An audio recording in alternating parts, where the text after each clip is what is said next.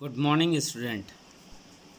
बेटा हमने अभी काव्य खंड का पहला अध्याय देखा था, कबीरदास जी का साखियाँ और शबद। इसमें हमने आपको उनकी साखियाँ और शबद पढ़ के उनका अर्थ भी आपको समझाया था। अब हम इसी का भावार्थ जो है यहाँ पर आपको लिखवा रहे हैं। आप ध्यान से सुनिएगा और उसके बाद उसको लिखिएगा।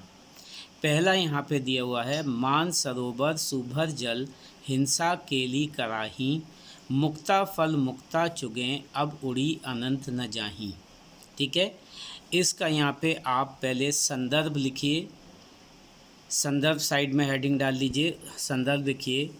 उपयुक्त पंक्तियाँ कबीरदास द्वारा रचित साखियाँ शीर्षक से हमारी पाठ्य पुस्तक क्षितिज भाग 1 से ली गई हैं।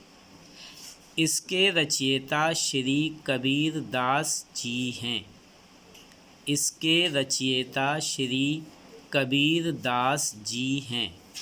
ठीक है, इसका यहाँ पे व्याख्या लिखिए, नीचे साइड हेडिंग डालिए व्याख्या।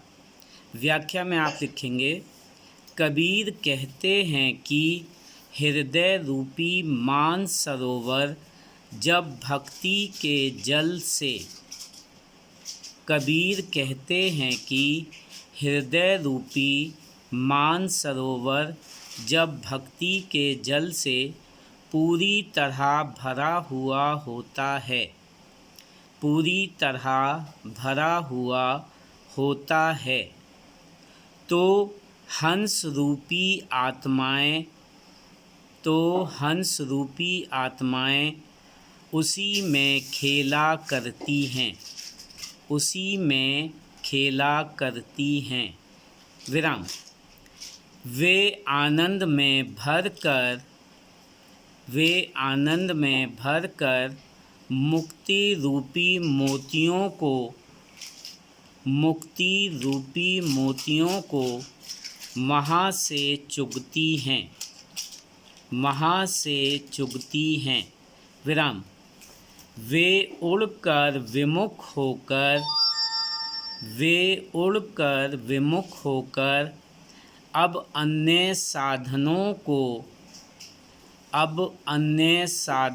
को नहीं अपनाना चाहती। विराम। नहीं अपनाना चाहती। विराम। भाव यह है कि परमात्मा की भक्ति में लीन भक्त स्वयं भक्ति भावना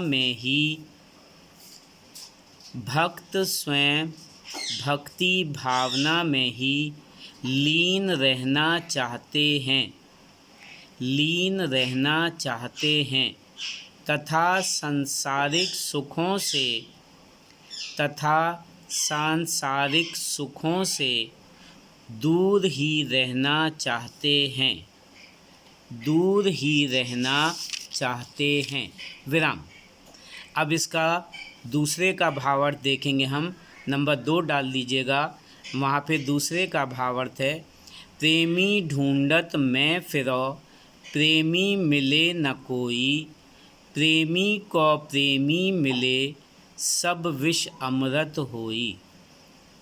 ठीक है, इसका संदर्भ लिखिए।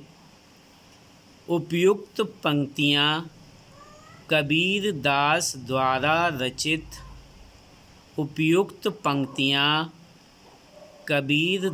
द्वारा रचित साखियाँ शीर्षक से हमारी पाठ्य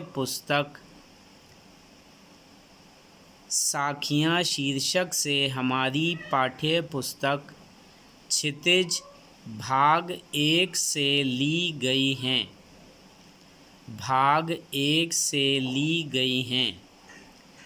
इसके रचयिता श्री कबीरदास जी हैं।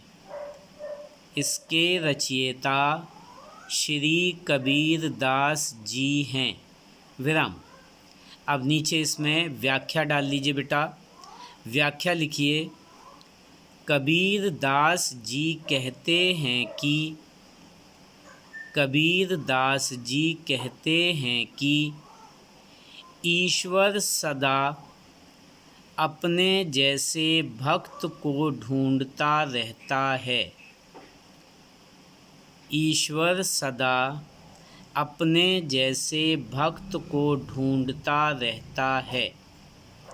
विराम। साथी मिलने पर वह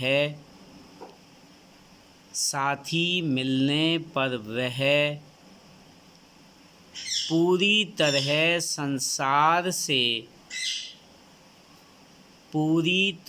संसार से अलग हो जाता है। विराम। अलग हो जाता है। विराम।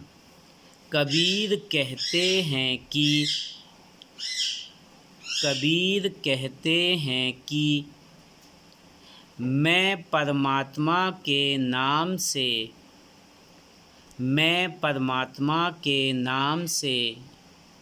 प्रेम करने वाला अपने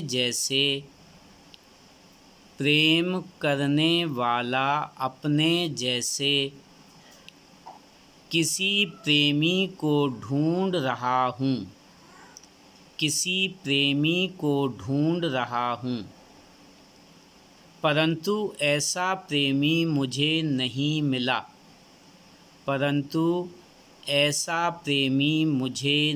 मिला जो ईश्वर का सच्चा प्रेमी हो,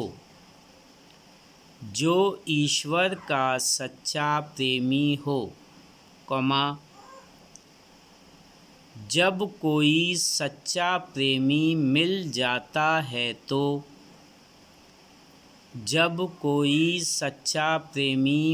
जाता है तो मन की सारी बुराइयां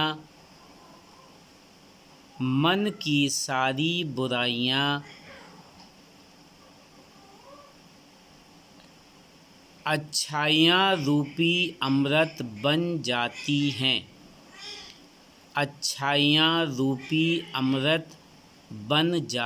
हैं।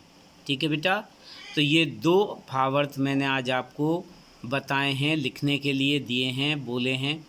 इनको बेटा आपको अपनी फेयर कॉपी पे लिखना है और यही आपका आज का होमवर्क है कि पहले आप कबीरदास जी का जीवन परिचय लिखेंगे और बाद में ये पाठ डाल करके साखियाँ और शब्द, और उसके बाद ये आप पहले इनके भाव, संदर्भ और व्याख्या लिखेंगे। ठीक है बेटा।